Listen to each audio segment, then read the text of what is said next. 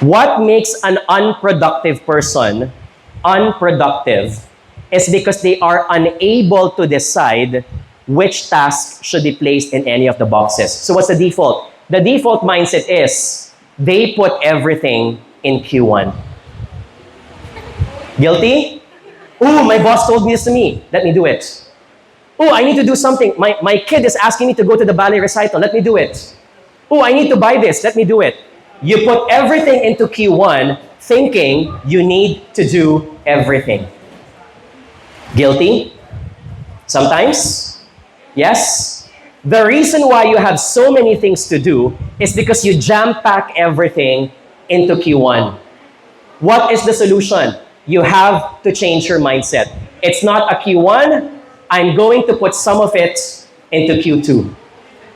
I'm going to put some of it into Q3. I will be honest to myself. I'm sorry, it's not a Q1, it's a Q4.